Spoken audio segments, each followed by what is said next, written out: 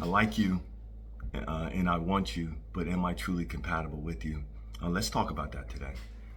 Many of us, when we're out here, we're meeting people, we're dating, we're getting involved with the dating scene, or we're coming out of maybe a divorce and we're remarrying someone.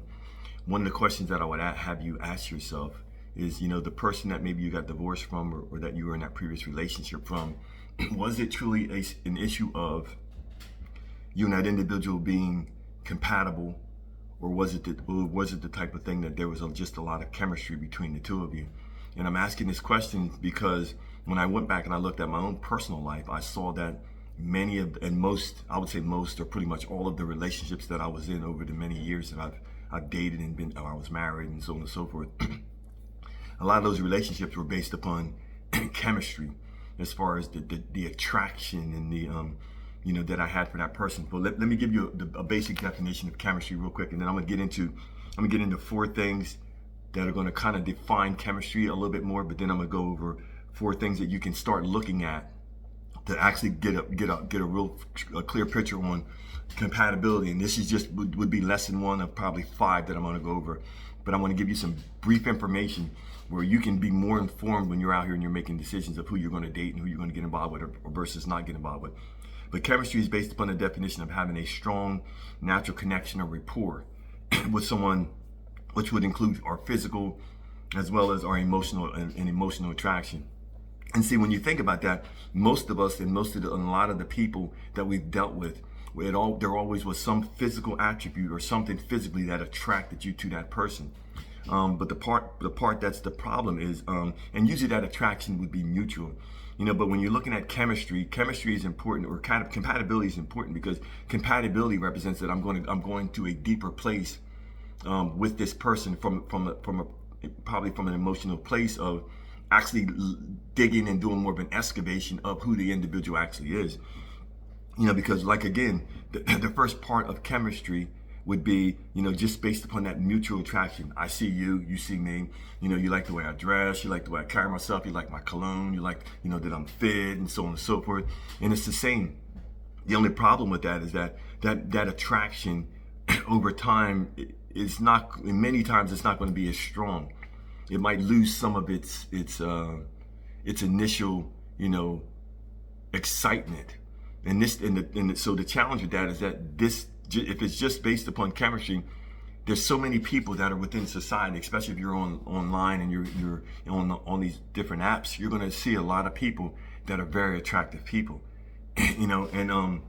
so to me, the relationship, if you're going to have a successful one, has to be based upon more than just a chemistry that you have with that person. And the second thing is that the person probably might be based upon the attraction. The communication is going to be easy with that person. Why? Because you want that person to like you. I often say that there is such a thing as pretty privilege. And the pretty privilege is for men and women. Because people that find you attractive, generally they're going to do more and they're going to give more for you. They're going to give you more things. They're going to be more responsive as far as to the things that you need. They're going to, like, even if you go to a basic store or something like that, a woman that's more attractive to the man that owns the store or something like that, he's going to be willing to maybe give her a break, or whether it's sometimes maybe a police officer or something like that. And this is just general examples. The thing with and I'm going to kind of flip flop back and forth. The thing with chemistry or chemistry versus attraction is, like, my mind went to the Newlywed Game. A number of years back, there was a game show called the Newlywed Game, and in this particular game, there would be like 4 to 6 or 8 couples on this show, and most of these couples were brand new. They had just gotten married, and this show, what they would do is they would bring these couples on, and they would have them answer questions about each other that they knew about each other. And see, what's important about that is when you're really truly compatible with a person, and you've taken the time to really have those serious conversations, you're going to know more about that person than maybe if it's more on a surface level, because our chemistry is more of a surface level. It's more of something that we feel like we have that connection, but it's more of a surface level connection. And the couple that would end up generally winning the show was the couple that knew more about each other, that actually knew the way that their persons thought, and what was their response and their feeling and their connection to certain things. And see, and this is part of it, because, like I said, when we go back to the chemistry part, it first starts with that mutual attraction. Am I attracted to you, or are you attracted to me? And what are we attracted to? our physical appearance, generally. Yeah, of course, there is a portion of it that I often say there's some kind of spiritual connection with a person, because everybody that we meet, to me, based upon things that I've read and different people that I follow, as far as Dr. Joe, Dr. Bruce Lipton, and so on and so forth, there's also a connection. There's an energetic connection with the people that we meet, based upon maybe there being something within them that needs that there's a triggering mechanism within us as well as them, which needs to be opened or expanded to let us know different parts of us that might need to shift or change or become better. So the communication, number two, the communication should be generally, it's going to be easy with this person if there's any level of chemistry. The third thing is, when you usually have chemistry with someone, first of all, you're going to be attracted. The communication is going to be kind of easy. It's not going to be something where you're going to have to force communication. And most, if you've done any dating, and you've been on a date with a person, and even if you're physically attracted to that person, if the communication is hard, it's hard to, like, if it doesn't just flow, it doesn't go to the next topic, then you know that there's really nothing there. There's not really a connection there. And number three would be that there's a shared interest. The things that you're interested in, you two both have the same interest, as far as maybe your spirituality, maybe your thought on marriage, maybe your thought on children, and I'm just using that as an example, or any other thing. There's interest within both of you. Maybe it's even sports, or maybe it's even poetry, maybe it's whatever it is. And then the fourth thing would be there is some level of emotional understanding, that you have some kind of a level of emotional understanding and connection with that person. But again, generally, this is when we're dealing with chemistry, this stuff is generally on more of a surface, on a top of the level, on the top of the line level. It's not something that's really a lot of excavation that's taking place. And now I'm gonna go over 5 things that deal with us looking at compatibility. There's 5 different areas that I'm gonna go over in this series. This would be area 1 of the 5 different areas that I'm gonna go over in this series. And this first area I'm gonna go over is knowledge of your partner. You know, one of the things that is critical when you are meeting someone is, you know, how well do you know that person? And that's why I talked about that newlywed game. The couples generally that won that game was based upon how well did you know your person? How much time have you two spent in actual true conversation? And have you gone over the tough conversations? Because sometimes when you start discussing and having the tough conversations, that's when you start actually finding out and meeting that person. Because there's a lot of things that trigger people, and when people are triggered, whether it's you or that other individual, sometimes you see that there's really not a compatibility there. That it's just that you there's more chemistry where you just like each other, and you're sexually attracted to that person. But you have knowledge of your partner represents what do you know about their past. And this isn't a negative thing or a positive thing. This is just a thing of what do you know about this person and their past and where they came from and their experiences. And did their experiences shape the way that they think now, which of course they generally do. But even if they did, was there any process of going through any process of healing or any process of recognizing different ways that they could handle things and they could grow and evolve? Because their background versus your background is going to be a big part of clashing. If you two don't do things similar, you're going to start, sometimes that's where a lot of the nitpicking and a lot of the little petty arguments and things will start, because now you're starting to see that you two are not actually this match that you thought you were, but that there's other underlying things that are there. And part of it is looking at, again, the family background, but also part of that person's personal history is their dating background. What is the story that they tell you concerning their dating background? And if you in part of you receiving what they're saying, what type of person are you? Are you the type of person that you feels like you have to go in there and save everybody, and you have to be there for everybody, and you're Captain Save or whatever, or Queen Save or whatever. You need to save this guy, or you need to save this girl. If you're that type of person, sometimes the person that you're dating is a direct reflection of that, based upon the fact that they are more of a codependent person. And so that means that they're always in a place of needing something, and you're going to feel a sense of validation by being there as a source to help them.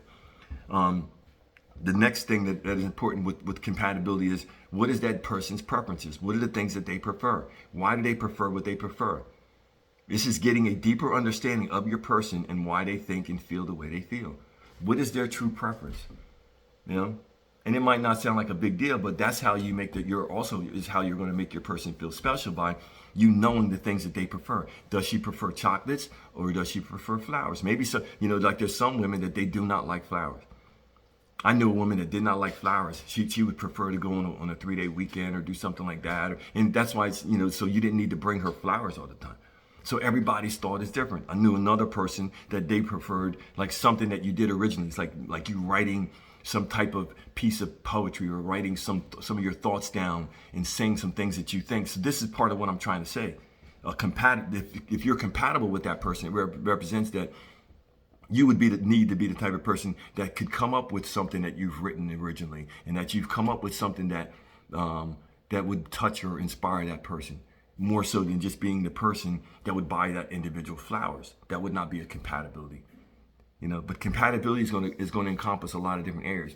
Are you compatible as far as your intimacy, as far as wanting the same amount or somewhere close to the same amount? Or are you compatible with how you're going to raise your children? If you have kids or kids are going to be involved, are you compatible as far as your religious beliefs and where you are spiritually and what you believe? All these things are part of the process, because if not, it's going to be a constant banging of the head. You know, I had an associate come on one of my lives when I was on TikTok live, and she was asking because she was about to marry a gentleman that was a Christian, but she was Muslim. And I asked her a question. I said, you know, how are you going to raise your kids? Because he's coming from a Christian background, but you're coming from a place of Islam. It made her think, but the part of the problem is he's going to want to probably raise him one way, she's going to want to raise him another. But the issue is because women generally, and I'm saying generally, are the ones that do a lot of the teaching, the kids are going to be raised the way probably opposite of what he would want. So that's going to be a point of contention, because you got two different people that are strong in what they believe, that are trying to join together and be together as a one couple, which they're not compatible. That's a serious, and that's part of the way that's part of how, or part of one of the ways that you should I would ask you to look at with compatibility, is that the issues that are strong issues for you, how does your person stand on that issue? Or is it something that's severe for them? Is it a 10 for them, or is it a 1? Like if you're doing a sliding scale, is it a 1 for them, something that's not really that important, or is it a 10, something that's extremely important? If it's something that's extremely important to them and something that's extremely important to you, that's going to be a compatibility issue where you two will not agree. And two people cannot walk together, be together in any form for any extended period of time that do not agree. They're not going to agree. So it's going to be a constant state of contention. So you got to look at what are the daily preferences. What is this thing? Is this individual that's disciplined, and are you a person that's not disciplined? Are you geared towards? Is this an individual that's geared towards starting and building companies, but you know you're comfortable with not really doing anything, and you're comfortable with your life? Because that's going to be a constant point of contention. Because that person's going to be out doing certain things, but you're not maybe coming from that mindset. So what it's going to make is you're going to be clashing with this person. Are you compatible, or is it chemistry? Are you compatible, or is it chemistry? That's the question I'm asking. What is that person's future aspirations? Have you had the conversation about where they see themselves going? Can you see yourself being in alignment with that individual as they're going towards their future aspirations? If you can't, then you're not truly compatible with that person.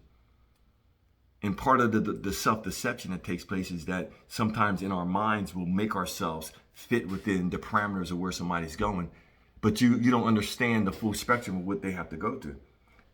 Any person, and this is any woman that I know that I would meet, she would have to be able to handle me being around a lot of different women, because I'm a coach. Most of the people that come for coaching in life and coaching as far as relationship trauma are women that are willing to come at this point, or generally 90% women. So any woman that I would meet would have to be strong enough to handle the fact that I got all of these other women around her, especially they might be extremely attractive. So she would have to be strong enough within herself to understand that our relationship and not be jealous and worried and going through a bunch of issues about other women because of the thing that we've built. Because this is just my business. This isn't something that I'm changing my life to try to act, to be with these other people. This is just part of the business model or the business that I have, you know, and I'm not going to be doing a lot of one-on-one coaching, so it shouldn't really even be an issue. But if I'm not with a person that has a strong enough sense of self, it's going to be a constant issue, because they're going to constantly be questioning me and not really seeing what I'm doing, and they're going to, you know, always feel like, you know, there's a slightness and so on and so forth. So I know that I can't, there's a certain demographic or a certain woman that I can't be with, based upon that mindset, based upon knowing where I'm going, based upon my aspirations, and knowing and having the vision to see where this is going. There has to be somebody that fits within the parameters of where you're going, because the wrong person is going to spend more time pulling you back. They're going to spend all this time pulling you back from where you're supposed to go, which is going to give you a defeated, or give you it's going to build a level of contention within the relationship, because you're going to feel as though you're not able to move in the direction that you need to. The fourth thing, emotional needs. The person that you're meeting, you should be able to get your emotional needs met through that person. But part of getting your emotional needs is you expressing what are the things that you need. If you express what you need emotionally from that person, and they're not willing or able to give it, you're not compatible with that person. This has everything to do with a part of our decision when we're meeting. Part of it has to be, of course, emotional, but a part of it has to be logic. We have to think from a clear, logical place. A logical place of understanding that, you know what, this is probably, you know, yes, this might be something that we kick it for a while, and it's a fling, and it's fun, and this person's good looking, and I'm good looking, and everybody's sexy, and all this other stuff. But at the end of the day, this is at some point, this can only go but so far. This is someone that I don't see a long-term relationship with, because there is no genuine, true depth. There is no true compatibility. Then you got to look at the number 5, and this is all part of the segment of number 1, where knowledge of your partner is, what is your partner's communication style? How do they respond when they get angry? You know, do they shut down? Are they willing to listen? Are they talking while you're talking, even though you've let them talk and get everything out? And when you're talking and trying to share your side, are they talking while you're talking? Can they ever admit that they're wrong? This is all stuff that's all part of compatibility. Is your person able to listen and hear and consider, and then come back maybe a day later and say, you know what, I see what you're saying. I did overreact, this, that, and the other, so on and so forth. Or are they the type of person that they don't see anything that they do is wrong? Again, this is compatibility. If you're with a person that's in the behavior of being a narcissist, they will never admit to anything that they do is wrong. They can never see anything wrong within themselves. That's why a lot of times when you hear people talk about, you know, that they were with a narcissist and this, that, and the other, this is part of the reason why I'm sharing this information, because if we go into these relationships knowing from the jump, or from the beginning, what exactly is going to happen, as far as what are the potentials of things. Of course, there's no perfect people, there's no perfect relationships, but if we go into these things with more information, we're coming from more of an informed place, then to me, we can make a better decision. We can make more of an informed decision. But you have to look at, what is the communication style of your person? Are they willing to communicate effectively? Part of our communication style is directly connected into the way that are we aware of ourselves? Is there enough self-awareness where we understand ourselves enough to understand the way that we communicate? I communicate from the place of, I don't need you to go around John's barn to tell me something. All I need is you to directly say something to me, to tell me what you're feeling or thinking within that moment. Because I'm aware of that, any person that I would decide to get involved with, that's something that I would tell them. I don't need you don't need to sugarcoat something to tell me something that's a concern of yours. Just tell me whatever you're thinking. I don't need a big long story, because I get more impatient with you telling me some big long story about John's barn and all this other stuff. Just tell me whatever you're thinking. So again, knowing yourself, having a level of self-awareness, and then knowing the things that you require or that you need from your partner. That's my thought for you for today. Like, subscribe, and share this video. Hit the bell, hit the notification. Join our team. Like I always say, I believe in you, but you got to believe in yourself. Thanks a lot. Talk to you soon. Have a great day.